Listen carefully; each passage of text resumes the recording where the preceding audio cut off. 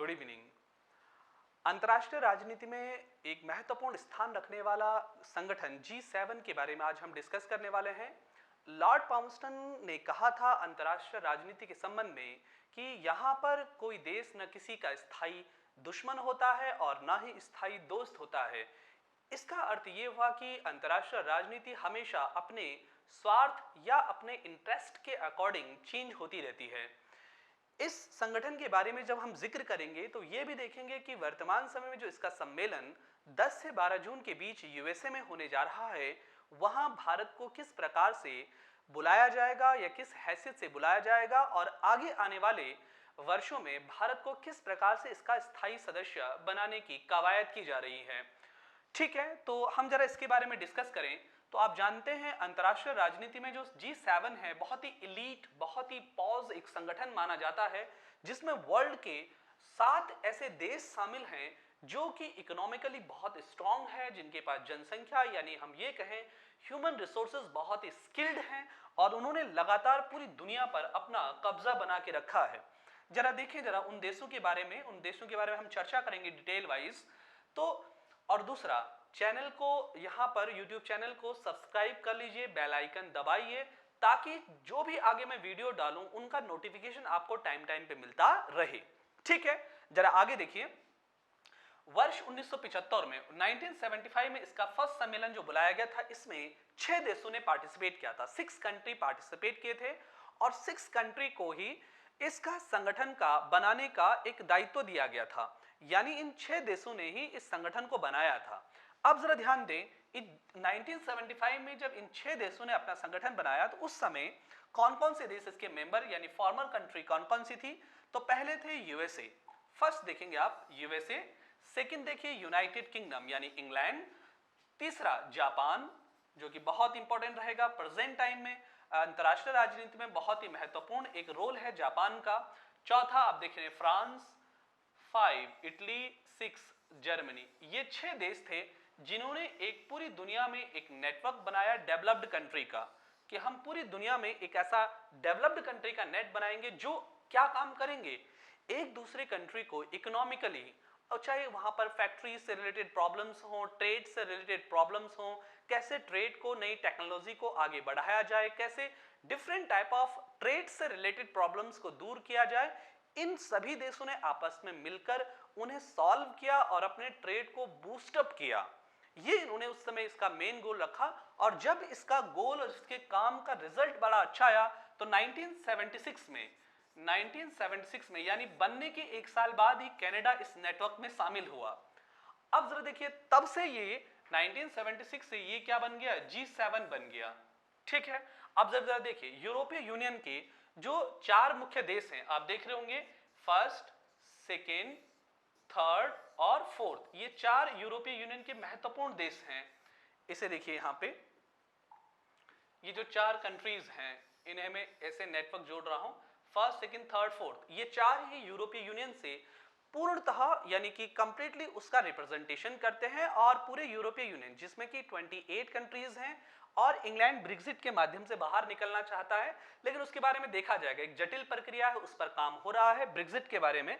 तो अगर United kingdom यूरोपीय यूनियन से बाहर भी निकल जाता है तब भी G7 पर इसका कोई प्रभाव नहीं पड़ेगा। लेकिन आगे देखिए, जब ये संगठन बना और इसके बारे में G7 हो गया ये कंप्लीटली, कनाडा भी इसमें मिल गया, तब आगे जब रशिया बहुत अपने इकोनॉमिकली तरीके से जूझ रहा था 1990 के टाइम पीरियड में, 1990 के टाइम पीरियड में, 1990 में रशिया का विघटन हो गया, रशिया टूट गया, रशिया से काफी सारी कंट्रीज बाहर निकल गई और इसके बाद जर्मनी का एकीकरण हो गया और पूरा जर्मनी इसका यानी G7 का मेंबर बन गया। उसके बाद 1997 के समय में रशिया में एक इकोनॉमिक क्राइसिस आई। इकोनॉमिक क्राइसिस तो पूरी दुनिया में ही थी लेकिन उसका रशिया पर ज्यादा इंपैक्ट पड़ा था। तो 1998 में रशिया ने प्रपोजल रखा कि भाई मुझे भी इसका क्या बनना है, एक मेंबर बनना है। 1998 में रशिया ने जब ये प्रपोजल रखा कि मुझे भी इसका संगठन बनना है, तब ये G7 से क्या हो गया, G8 हो गया। यानी 1998 के बाद G7 किस में कन्वर्ट हो गया, G8 में। अब तो रशिया ने भी इसके साथ जब पार्टिसिपेट किया तो पूरी दुनिया में इसका इंपॉर्टेंस ही और ज्यादा बढ़ गया। इस एलीट ग्रुप में, इस एलीट क्लास में एक और कंट्री जुड़ गया। अब आप समझ सकते हैं कि वर्ल्ड पॉलिटिक्स को इन्होंने कैसे इफेक्ट किया होगा, ट्रेड को अपने फेवर में कैसे मोड़ा होगा। ये सब अंतरराष्ट्रीय राजनीति के कुछ पहलू हैं। अब जरा आगे देखिए कि हुआ यूं कि 2014 में 2014 में ऐसे हुआ कि 2014 में इस प्रकार से कि रशिया ने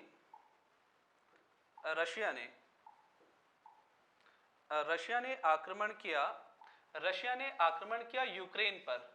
ये वाले पार्ट पे, इन वाले पार्ट पे रशिया और यूक्रेन के बीच में बहुत टेंशन क्रिएट रहा।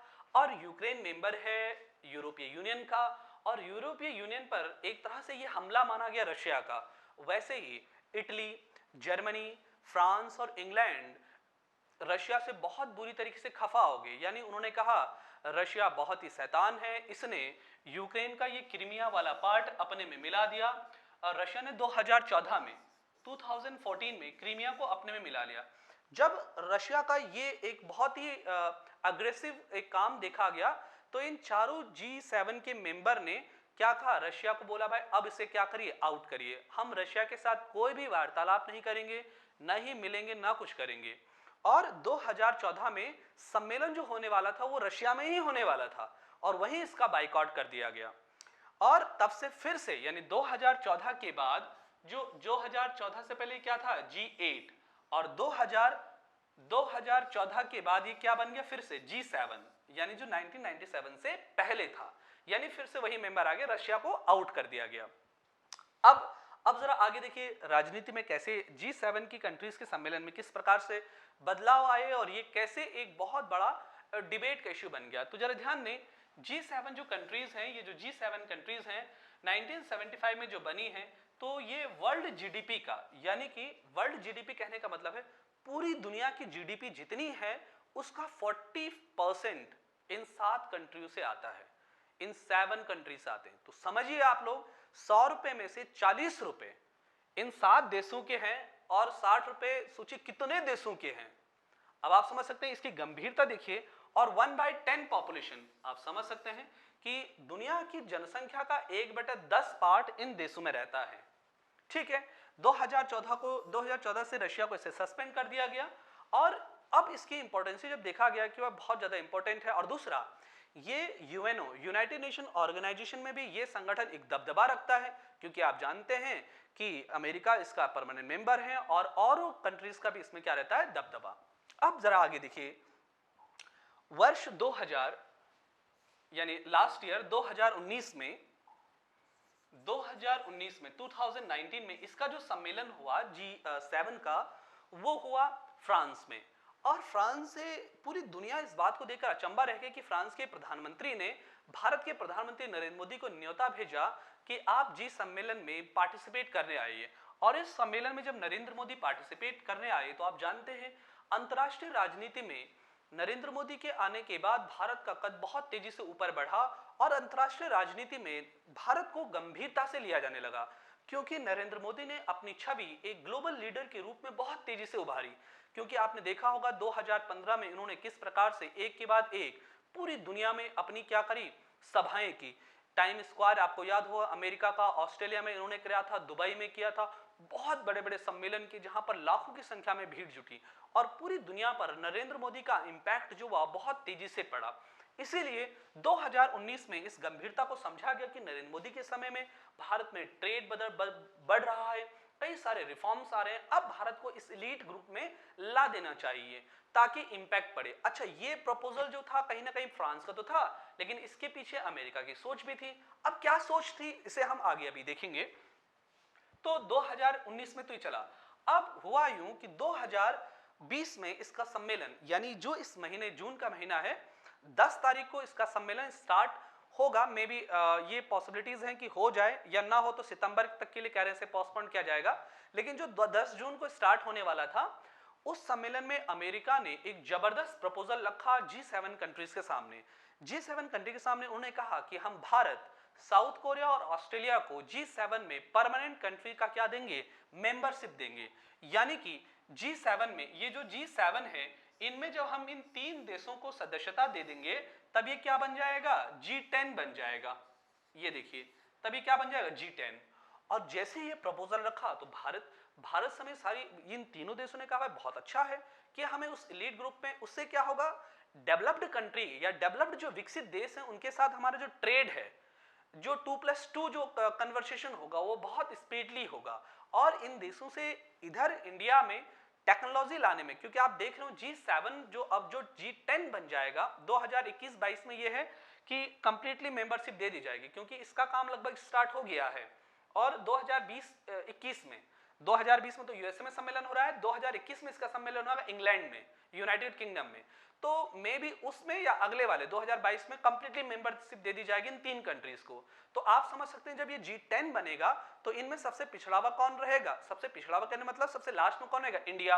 और इंडिया इन डेवलप्ड कंट्रीज से टेक्नोलॉजी के रूप में, सर्विसेज के रूप में खूब सारा बेनिफिट्स ले सकता है। और जो हम अपना एक प्रोग्राम चला रहे हैं स्वदेशी वाला, मेक इन इंडिया वाला, वहां हम इससे इन देशों को वो सस्ते सामान और गुड्स बेच सकते हैं जो चीन देता है।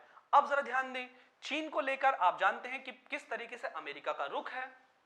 अमेरिका का रुख आप जानते हैं चीन से एकदम सामने सामने आ रहे हैं। हाल ही में अमेरिका की एक सांसद ने दिया एक अपना बयान दिया कि हम सभी लोगों को अपना जो बिजनेस है वो चाइना से उठाकर इंडिया में शिफ्ट कर देना चाहिए।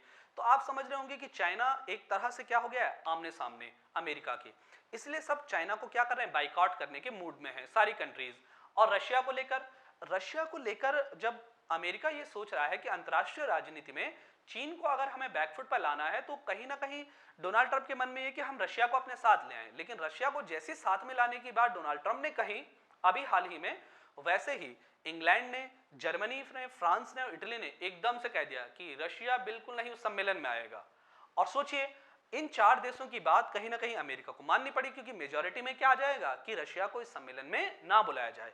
इसका मतलब रशिया और चीन दूसरी साइड चले जाएंगे और भारत इस एलीट ग्रुप में शामिल हो जाएगा।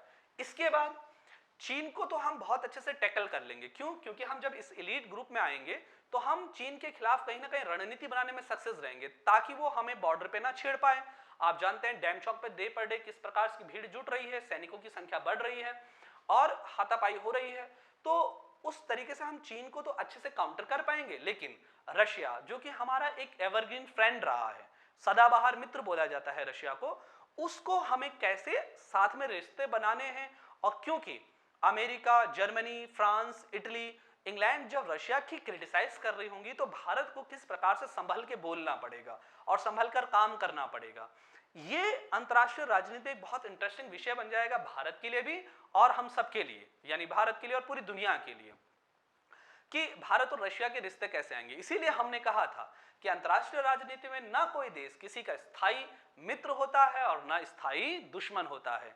ये जो पूरा का पूरा एस्पेक्ट है, ये G7 का G10 में परिवर्तन जो होने जा रहा है उसके बारे में डिटेल इंफॉर्मेशन था। इसके साथ ही हम यहाँ ये भी देखेंगे कि अंतर्राष्ट्रीय राजनीति में जो रिलेशनशिप, जो रिश्ते बदल रहे हैं, उनमें कोरोना महामारी के बाद कहा जा रहा है कि ये एक नई दुनिया की संरचना होगा। हाँ बिल्कुल, जी जो 10 बन रहा है, जो ये G10 बन रहा है, वो अंतर्राष्ट्रीय राजनीति में कोरोना वर्ल्ड, ये पूरी कोरोना दुनिया है, कोरोना वर्ल्ड के बाद एक नई दुनिया जो होगी, आप उसमें भारत को एक नई जगह पर देखेंगे। और भारत को एक नई जगह पर देखने का मतलब क्या है, भारत को आप उस एलीट ग्रुप में देखेंगे जहां पर उसका कद, यूएनओ में उसका दबदबा बहुत तेजी से बढ़ेगा। और आप जानते हैं कि हम दुनिया में सबसे ज्यादा यंगेस्ट कंट्री में से एक है और हम प्रोडक्शन बहुत तेजी से कर रहे हैं, ग्रो बहुत तेजी से कर रहे हैं और हम पूरी दुनिया को अपनी सर्विस देंगे। ठीक है, अगला टॉपिक हम जल्दी ही बनाएंगे किसी नए विषय पर, और तब तक के लिए धन्यवाद।